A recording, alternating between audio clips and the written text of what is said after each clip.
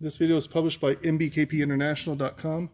In this video, we're going to change the electrical socket on the Guillotine EC19 Pro V2. And to do that, you're going to have to remove this crown. You're going to have to remove the back shield. And you're going to have to remove this side of the table. There's a left and right side. And as you face it, you're going to have to remove the left side. You need to put your paper push in the approximately 6-inch range, somewhere between 5 and 7 area, 4 to 7, somewhere in that area. But 6 inch is a good place to put it where you can remove that back table. If your cutter is completely dead and you can't do it electronically, you will need to remove this and do it manually. And I'll show you how to do that just in case, because if you're replacing your socket, you may have no power, or it may be an intermittent problem where you do have power sometimes and you can move it to the 6-inch mark. Okay, I'm gonna go ahead and open this up and move it to the 6-inch mark and take off this crown as well. If you can do it electronically, then you would do that now and move it to the 6-inch mark and then take off your crown. But if you can't do it electronically, you're gonna have to remove your crown and take this off. Okay, I got a lot of the screws removed to make this quicker. Sometimes to get these back screws, you need to remove this crown. At least it's easier.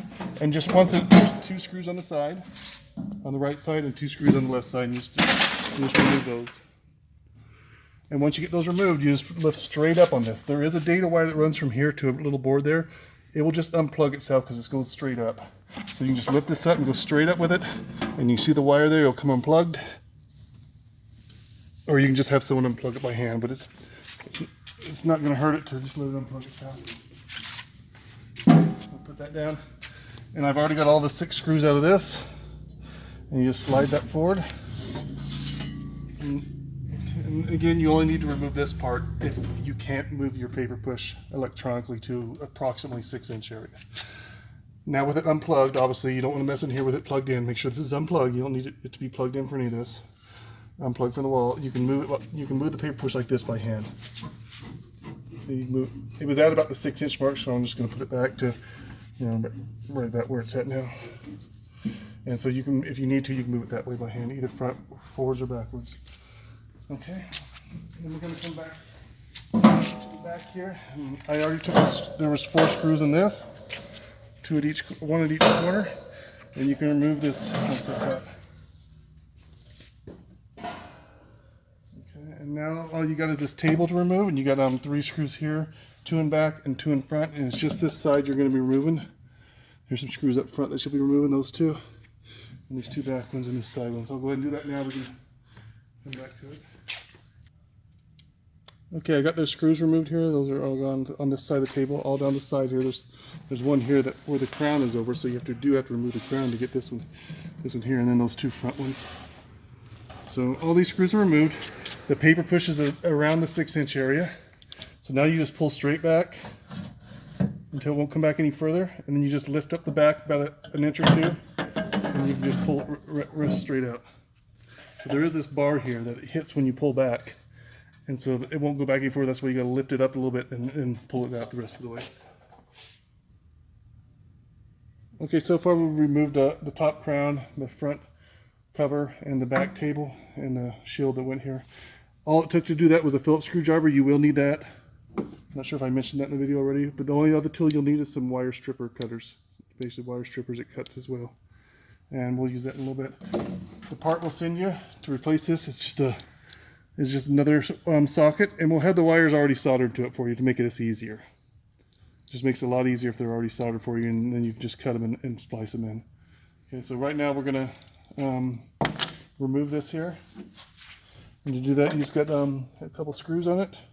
And there is, on this, not all cases in here, but on this case there is a nut on this side, on this one right here, for the ground wire. I've seen some where the ground wire goes down here into this hole here. And in that case, there wouldn't be a nut here to hold it. It'd just be screwed in there. So it just depends on where your ground wire is. It could be there, it could be here. So on this case it is there, so I will put it back there. And it is turning. So let me hold it with these wire strippers. The nut on this ground.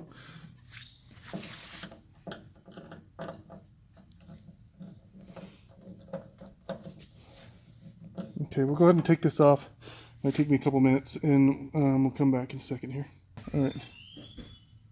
Okay, I got the screws out of this socket, the 2 Phillips screws out of it to save some time. Paused it, and this obviously this ground wire came off one of them there, so it's off. And the ground wire's on the top, and when you got the socket upright, and here's the socket's going to replace the, it's upright like that. They're not necessarily going to be the same color, so this is the ground wire here, and we'll have one of these screw eyes on the end of it. So now all you got to do is you got to take your wire cutters, and you need to clip these other 2 wires. Don't clip the ground, just the other 2 on the side here. And you're going to clip them back a little bit so you can see what color they used to be, just like so. So now you get the 2 wires here. And then you're just going to remove this. They're kind of stiff, so just push it out. Okay, they're in there a little stiff, so it takes a little force to pull them out. But so now you got this, and you can keep it straight up and down as reference.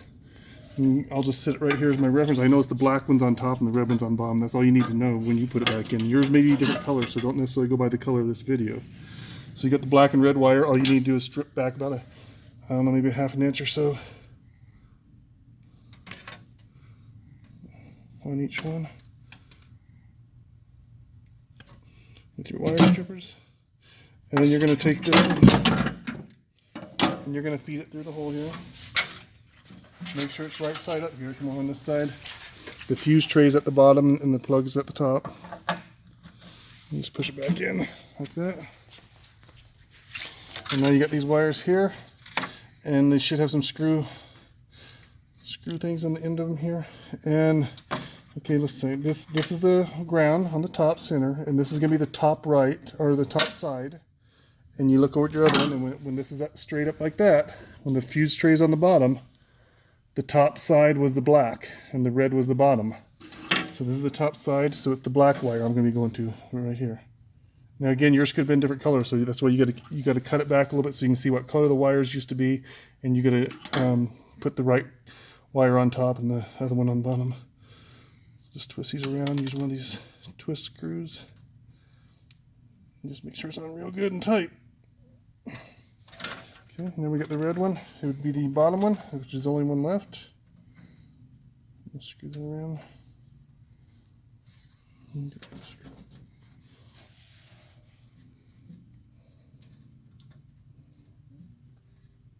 You can put some electrical tape around here if you want. It wouldn't be a bad idea. I don't got any with me right now, but just some black electrical tape wrapped around to make sure it doesn't come undone. Actually, I'll find some after we pause this video. We got this last one here, and we're going to put it in here, or where it was before with the screw. So we'll go ahead and pause this now. Okay, I'm going to go ahead and put the 2 screws back in here. You can move around back here, and we'll put the ground on one side. Okay, I got the 1 screw on the one side, and I got the others and start it. And I'll put this on here, and you got to put that nut on it. So just like so. Make sure it's tight. I'm gonna back it out a little bit because it's threaded too. So make sure it's not all the way hand tight with it, with the screw backed out a little bit, and then you can hold it with your.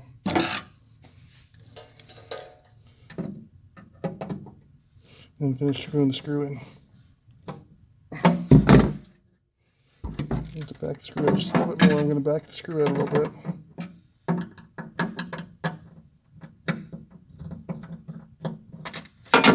Retighten this a little more by hand.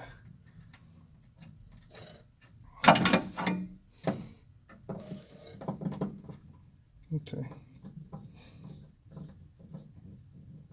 All right. That's good. So yeah, I'm just gonna make sure you get your ground wire back on, and then these 2 are attached. You can tuck them up here, get them out of the way, and that's basically it. You just gotta make sure these are on good here. Again, you can use a little electrical tape if you want. I'm not gonna use electrical tape on this one, but because I couldn't find any. But you can put some electrical tape on there if you want. It doesn't have to be on there though. That's basically it. Then you just need to put your stuff. You can plug it in now to test it, and that's it before you put it all back together. But that's basically it. Okay, one thing I wanted to mention, you probably don't want to turn it on until you get this back cable on. So Just put it on first. Just slide it under there slowly. And it'll drop down once it gets past that one bar I showed you. And here you bring it in slowly. And these wires, you don't want to smash these wires. You want to make sure the wires go on the side here. So get them on the side. Sometimes you got to lift up just a little bit here to get it over this this plate here. Lift up just a little bit there, and then get over it, and then make sure these wires are on the side here. And put it in place. And when you got it in place, just kind of look at the screw holes and line them all up fairly good. As good as you can by the front ones too. They all look pretty lined up. And then we're going to start putting the screws back in. I'll just do one for now, but you want to start all of them. There's a good 1, 2, 3, 4, 5, 6, 7 of them. It looks like you just want to get them all started before you tighten any of them down. I'll do that one. Then I'll do this one here, and we'll go ahead and pause it while I get the rest of them in. Okay, I got all the screws started, but I did not tighten any of them. Sometimes you can come to an issue where you can't get a screw started, and that's why I leave all. Let's say that last one's having a hard time. That way, it's still loose, and you can move it back and forth. If you don't tighten any of the screws, you can line up the screw hole. And if you still can't get lined up, you can just look at it. It may just be a hair off center, and you got to go at a very slight angle one way or another, depending on where it's off. Like you might have to go a slight angle that way or that way or that way or that way to get it to start it. But on this particular one, it's straight in. That one a little bit stiff. But one thing you want to do is make sure they go in nice and easy. And then because you don't want to cross thread them or anything, so make sure they start nice and easy, and then you can tighten them down later. And I'll go ahead and tighten them all down now. Okay, now I'm going to put on the top crown. One thing, just check on your crown since you got it off to make sure this is plugged in good. And make sure you got your, at least one holding it there, holding the wire. One stick square. Okay, the wire's going to hang down there for you. And if you're by yourself, it's a little harder, but it's not too hard. If you got an extra person, they could plug that in for you right now. If not, you can kind of bring it down on the right side and kind of catch the edge of this right there behind this plate, and it will rest there for you while you plug it in. Again, make sure it's unplugged from power. You don't want to be doing this when it's plugged in. Everything should be unplugged from power. And you can plug that in and tuck it behind there. Make sure you don't catch it. Make sure it's fully plugged in on both of those. And then we're just going to lift up and get it past this plate here and drop it on down. And just make sure, sometimes you can get it on this where it goes behind this instead of, it needs to be on this side of it, on both sides. And then you can put your screws in. I won't do that now to save time, but you can put your screws in. It's easy. And we'll put this front table on next. Okay, now all you do is put your 6 screws in your table. And it's front table. It's basically the same thing as that back table. You want to just start them all and make sure they go in nice and easy. But don't tighten them down yet. Get all 6 in, and then you can tighten them down. Now on these back ones, I should have told you to put the table on first and then put the crown on last. Because on these back ones, if you got a long screwdriver, it makes it kind of hard to get them. If you got a little short screwdriver, it's not a big deal. You can get them in, no problem. But if you have trouble, you can take your crown back off and put this on first, and then put your crown back on last. But since I got a short screwdriver, I can do it easy here. So the only thing you need to watch out for is you do have a blade right there. So just make sure you don't catch your fingers under anything and cut yourself. So just be aware there is a very sharp blade there. You can just get them all started and then tighten down. And that's basically it. Once you get everything down, you can test your cutter again, make sure it's working correctly. But that's basically it. This video is published by mbkpinternational.com.